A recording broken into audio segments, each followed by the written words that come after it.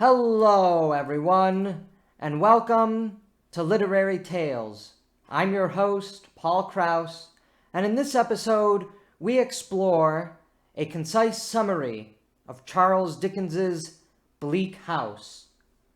Bleak House by Charles Dickens was described by G.K. Chesterton as Dickens's best novel. Bleak House is a complex work interweaving an omniscient narrator alongside the first-person account of Esther, the novel's principal protagonist and heroine.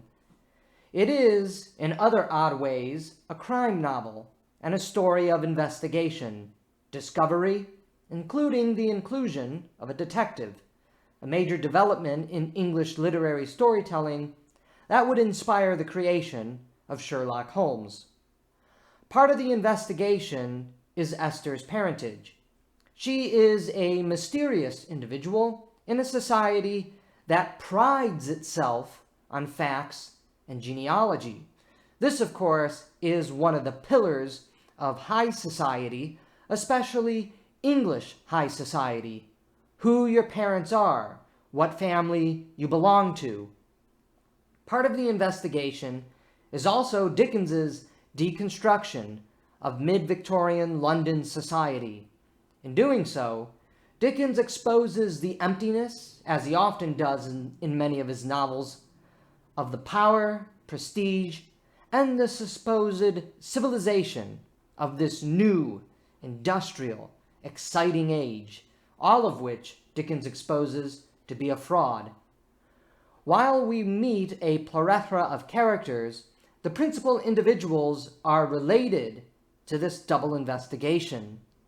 Esther and her friends, especially Ada, are tied to the question and mystery of Esther's parentage, as is the comical, also hollow, young law clerk, Mr. Guppy.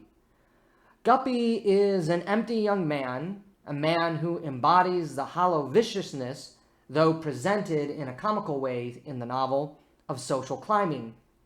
In many ways, Guppy is the 19th century version of a 1980s yuppie. His infatuation with Esther is largely to advance himself in the social world that he inhabits.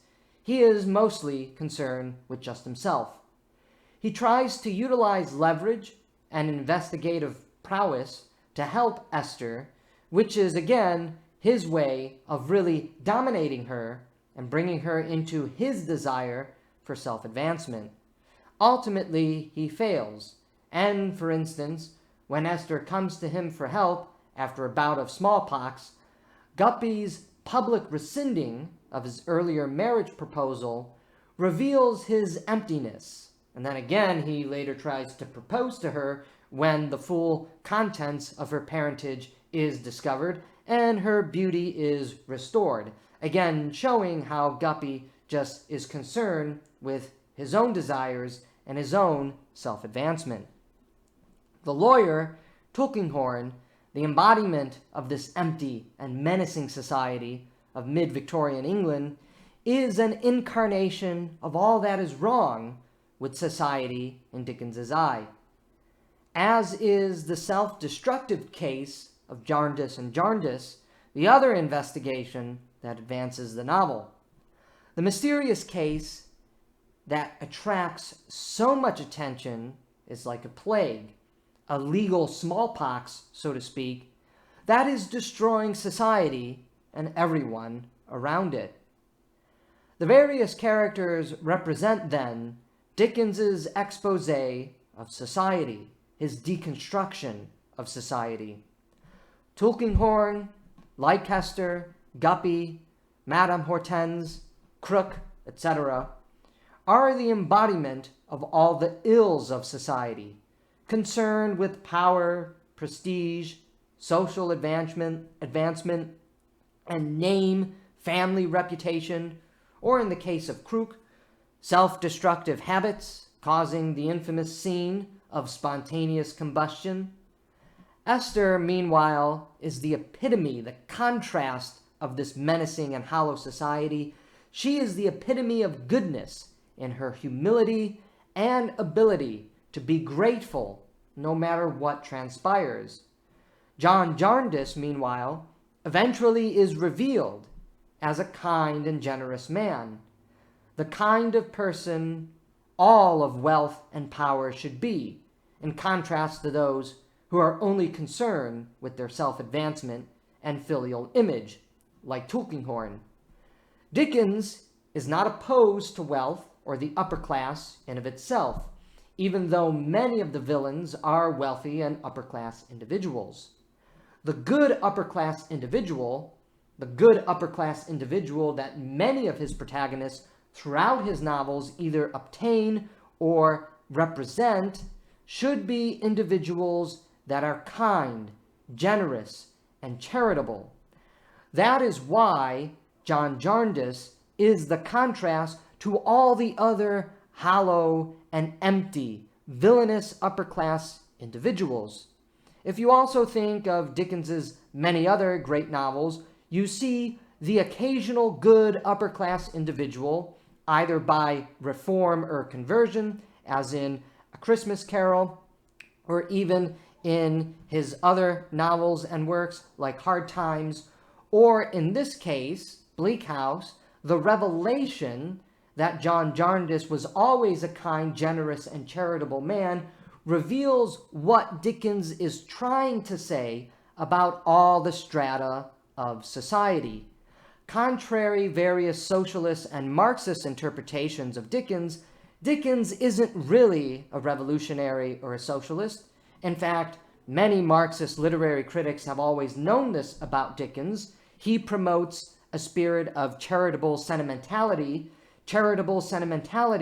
that is fully revealed in its greatest manifestation in this novel in the character of John Jarndyce. Looking at the other investigative aspect of the novel and characters, Inspector Bucket, the famous detective, though cold and calculative, always gets the job done. Originally hired for the service of power, he comes to serve the banner of truth, an idea that Dickens has much to say about in this work. Eventually, the truth is revealed about the case, Jarndyce and Jarndyce, Esther, and all the various murders and deaths that the story includes. In the revealing of truth, there is the opportunity, Dickens implies, to accommodate with the bleak system and bring some degree of healing, wholeness, and mercy in an otherwise bleak world that is often cruel, uncaring, and self-centered. Thus we see the triumph of truth and how truth allows us to reform a world in which people are dying thus around us every day. Dickens believes that a combination of truth and generosity can make society better.